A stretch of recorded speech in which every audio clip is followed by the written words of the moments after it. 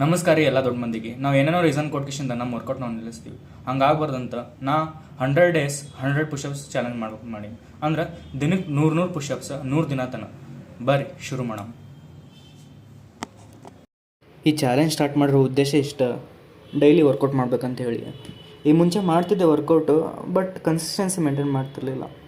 ಪುಷು pull legs ಅಂಥೇಳಿ split ಮಾಡ್ಕೊಂಡು ಮಾಡ್ತಿದ್ದೆ, ಬಟ್ ರೆಗ್ಯುಲರ್ ಆಗಿರ್ತಿರ್ಲಿಲ್ಲ. ಏನೋ ಒಂದು ರೀಸನ್, ಫಾಲ್ತು ರೀಸನ್, ಇವತ್ತು ಲೇಟ್ ಆಯಿತು, ಮನಸ್ಸಿಲ್ಲ, ಅದಾಯಿತು ಇದಾಯಿತು ಅಂತ ಹೇಳಿ ಕಿಶಂದ ರೀಸನ್ ಕೊಟ್ಟು ವರ್ಕೌಟ್ ಮಾಡದೇ ಇರ್ತಿದ್ದೆ.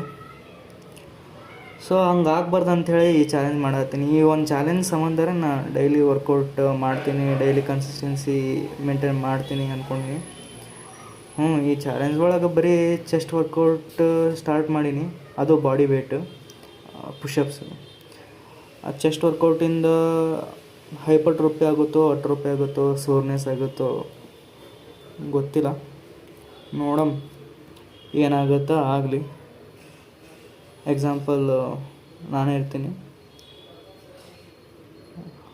ಸೊ ಈ ಜರ್ನಿ ಎಲ್ಲಿ ತನಕ ಹೋಗ್ತೈತಿ ಗೊತ್ತಿಲ್ಲ, ಬಟ್ ಕನ್ಸಿಸ್ಟೆನ್ಸಿ ಮೇಂಟೈನ್ ಮಾಡಮ್ಮ ಅಷ್ಟೇ. ಈ ಒಂದು ಚಾಲೆಂಜ್ ಸ್ಟಾರ್ಟ್ ಮಾಡಿರೋ ಉದ್ದೇಶನೇ ಕನ್ಸಿಸ್ಟೆನ್ಸಿ ಮೇಂಟೈನ್ ಮಾಡ್ಬೇಕಂತ ಹೇಳಿ. ಕನ್ಸಿಸ್ಟೆನ್ಸಿ ಮೇಂಟೈನ್ ಮಾಡೋ ಮತ್ತೆ ಸಿಗಮ್ ನೆಕ್ಸ್ಟ್ ವೀಡಿಯೋ ಒಳಗೆ. ಧನ್ಯವಾದಗಳು.